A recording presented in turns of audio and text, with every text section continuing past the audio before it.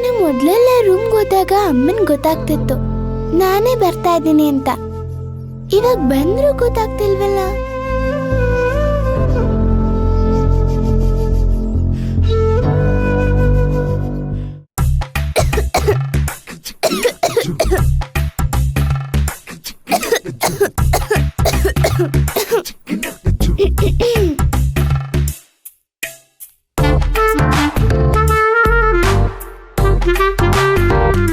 ಭೈರವಿ ಪುಟ,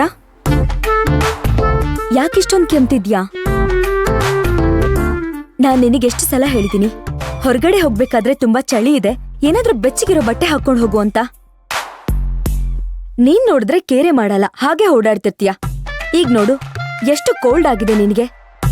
ಹಲೋ, ನನ್ ಕೆಮ್ಮಿದ್ದು ನನಗ್ ಕೋಲ್ಡ್ ಆಗಿದೆ ಅಂತ ಅಲ್ಲ, ನೀ ನನ್ ಕಡೆ ತಿರುಗಿ ನೋಡ್ಲಿ ಅಂತ.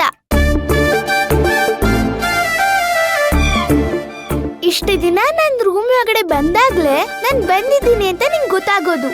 ಇತ್ತೀಚೆಗೆ ನನ್ ರೂಮ್ ಒಳಗಡೆ ಬಂದ್ರು ಕೂಡ ನಿಂಗೆ ಗೊತ್ತಾಗಲ್ಲ.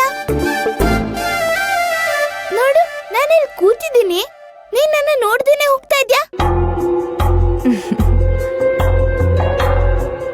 ಅಯ್ಯೋ ಸಾರಿ ಕಂದ, ನಾನು ಏನೋ ಯೋಚನೆ ಮಾಡ್ಕೊಂಡು ಹೋಗ್ತಾ ಇದ್ದೆ, ನಿನ್ನ ಅಬ್ಸರ್ವ್ ಮಾಡ್ಲಿಲ್ಲ. ಸಾರಿ. ಮನೆ ಒಳಗಡೆನೆ ಇದ್ರೆ ಹೀಗೆ ಬೇಡ್ತಿರೋ ಯೋಚನೆ ಎಲ್ಲ ಬರ್ತಾ ಇರುತ್ತೆ. ನನ್ಗೂ ಸ್ವಲ್ಪ ತಲೆ ಕೆಟ್ಟೋಗಿದೆ. ಬಾ, ನಾವಿಬ್ರು ಹೋಗಿ ಆಚೆಗಡೆ ಸುತ್ತಾಡ್ಕೊಂಡ್ ಬರೋಣ ಅಲ್ವಾ? ಇದು ಒಳ್ಳೆ ಐಡಿಯಾ. ನನ್ಗೂ ಸಿಕ್ಕಾಪಟ್ಟೆ ಬೋರ್ ಆಗ್ತಾ ಇದೆ. ಬಾ ಹೋಗೋಣ, ನಡಿ.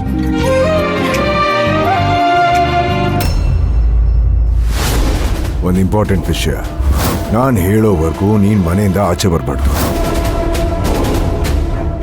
ಅಮ್ಮ, ಯಾಕಮ್ಮ ನಿಂತ್ಕೋಬಿಟ್ಟೆ? ಬಾ ಹೋಗೋಣ.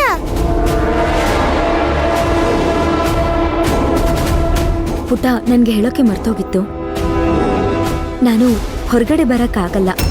ಈಗ ತಾನೇ ಬರ್ತೀನಿ ಅಂತ ಹೇಳ್ದೆ, ಅಷ್ಟ್ ಬೇಗ ನಿನ್ ಮನ್ಸು ಚೇಂಜ್ ಆಗೋಯ್ತಾ? ಮೊದ್ಲೆಲ್ಲ ನಾನ್ ಕೇಳಕ್ ಮುಂಚೆನೆ ನಿನ್ನ ಆಚೆ ಕರ್ಕೊಂಡು ಹೋಗ್ತಿದ್ದೆ. ಇವಾಗ ನಾನು ಎಷ್ಟು ಕೇಳಿದ್ರು ಆಚೆ ಕರ್ಕೊಂಡು ಹೋಗ್ತಿಲ್ಲ. ಬರ್ತಾ ಬರ್ತಾ ನನ್ ಮೇಲೆ ಪ್ರೀತಿ ಕಡಿಮೆ ಆಗ್ತಿದೆ. ಪುಟ್ಟ, ಅದ ಹಾಗಲ್ಲ. ಮತ್ತಿನ್ ಹೇಗೆ ಅಂದ್ರೆ ಇದ್ರ ಅರ್ಥ ಏನು? ಯಾಕೆ ಬರಕ್ಕಾಗಲ್ಲ? ಆಫೀಸ್ಗೂ ಹೋಗ್ತಾ ಇಲ್ಲ. ನಾನ್ ನೋಡ್ತಿರೋ ಪ್ರಕಾರ ಮೀಟಿಂಗ್ ಕೂಡ ನೀನ್ ಅಟೆಂಡ್ ಮಾಡ್ತಾ ಇಲ್ಲ. ಆದ್ರೂ ಆಚೆ ಬರಲ್ಲ ಅಂತ ಇದೆಯಲ್ಲ, ಯಾಕೆ? ಭೈರವಿ, ಕಾರಣ ಹೇಳಕ್ಕಾಗಲ್ಲ, ಪ್ಲೀಸ್ ಅರ್ಥ ಮಾಡ್ಕೊ. ಹಾಗಾದ್ರೆ ನಾನು ಒಬ್ಳೇ ಹೋಗ್ತೀನಿ ಬಿಡಿ. ಅಯ್ಯೋ ಪುಟ್ಟ, ಎಲ್ಲಿಗೆ ಅಂತ ಹೋಗ್ತೀಯಾ? ಅದನ್ನೆಲ್ಲ ನಾನು ಇವಾಗ ಹೇಳಕ್ ಆಗಲ್ಲ. ಹೀಗ ಹಠ ಮಾಡಿದ್ರೆ ಹೇಗೆ ಭೈರವಿ?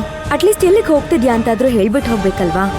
ಇಲ್ಲಿಂದ ಕೆಳಗಡೆ ಹೋಗಿ ಸೋಫಾದ ಮೇಲೆ ದಪ್ಪು ಮುಖ ಮಾಡ್ಕೊಂಡು ಕೂತ್ಕೋತೀನಿ, ಸರಿನಾ? ನೀವು ಎಲ್ಲಿಗೂ ಕರ್ಕೊಂಡು ಹೋಗ್ಬೇಡಿ, ನನ್ನನ್ನು ಎಲ್ಗೂ ಹೋಗಕ್ ಬಿಡಬೇಡಿ. ಇದೇನ್ ಮನೆನ ಜೈಲ?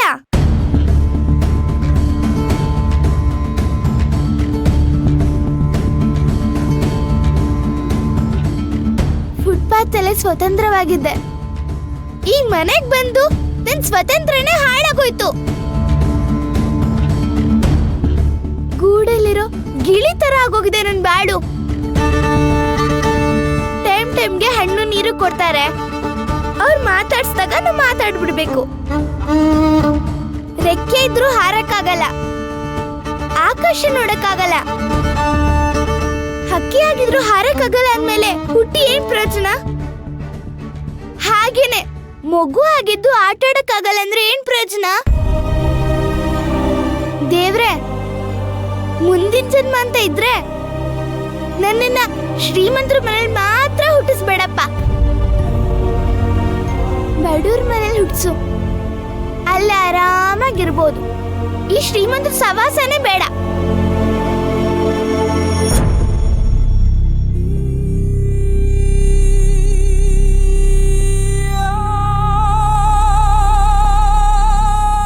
ಪಾಪ, ಈ ಮಗು ಎಷ್ಟು ಚೂಟಿಯಾಗಿದ್ದಾಳೆ.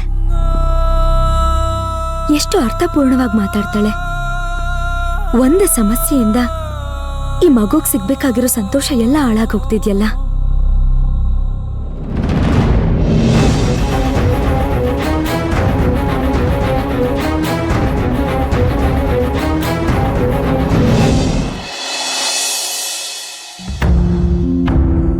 ಮಾವಯ್ಯ, ಅವ್ರಿಗೆ ಹಳೆ ನೆನಪೆ ವಾಪಸ್ ಬಂದಿಲ್ವಲ್ಲ? ಏನಾದ್ರೂ ಗಂಭೀರ ಸಮಸ್ಯೆ ಇದೆಯಾ? ಹಾಗೇನಿಲ್ಲ. ಆಕ್ಸಿಡೆಂಟಲ್ಲಿ ಮಿದುಳಿಗೆ ಪೆಟ್ಟು ಬಿದ್ದು ನರಗಳಿಗೆ ಏಟಾಗಿ ನೆನಪುಗಳು ಹೋಗಿಬಿಟ್ಟಿದೆ. ನಾವು ಕೊಡೋ ಔಷಧಿಯಿಂದ ಮಿದುಳು ನರ ಸುಸ್ಥಿತಿಗೆ ಬಂದರೆ ನೆನಪು ತಾನಾಗೇ ಬರುತ್ತೆ. ಒಂದು ಸಂತೋಷದ ವಿಷಯ ಏನಪ್ಪಾ ಅಂದರೆ, ಒಳ್ಳೆ ಬೆಳವಣಿಗೆ ಇದೆ. ನಾವು ಕೊಡೋ ಚಿಕಿತ್ಸೆಗೆ ಅವಳ ದೇಹ ಸ್ಪಂದಿಸ್ತಾ ಇದೆ. ಮೊನ್ನೆಗಿಂತ ಇವತ್ತೆಷ್ಟೋ ಉತ್ತಮ. ಹೌದು ಮಾವಯ್ಯ.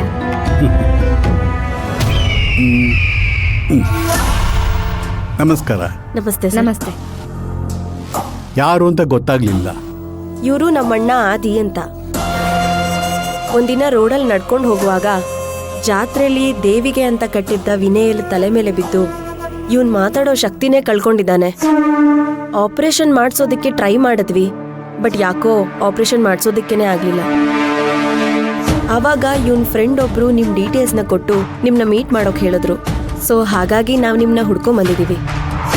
ಹೌದಾ? ಕೂತ್ಕೊಳ್ಳಿ. ಹಾ ಸರ್. ಈಗ ಅವರಿಗೆ ಮಾತು ಬರಲ್ಲ ಅಂದ್ರಲ್ಲ, ಸಂಪೂರ್ಣವಾಗಿ ಮಾತು ಬರಲ್ವೋ ಅಥವಾ ತೊದಲಾಗಿ ಮಾತಾಡ್ತಾರ? ಸ್ವಲ್ಪನೂ ಮಾತಾಡಕ್ಕಾಗಲ್ಲ ಸರ್. ಏನಾದ್ರೂ ಹೇಳೋದಿದ್ರೆ ಬರ್ದು ತೋರಿಸ್ತಾನೆ. ಸ್ಕ್ಯಾನಿಂಗ್ ಕೂಡ ಮಾಡಿಸಿದ್ವಿ.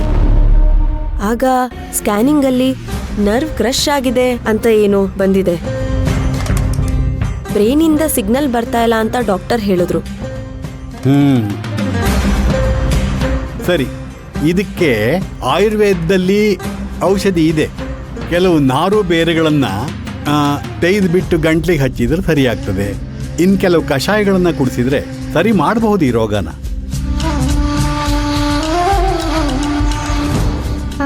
ಇವ್ರೇನ್ ಕೆಲಸ ಮಾಡ್ತಾರೆ?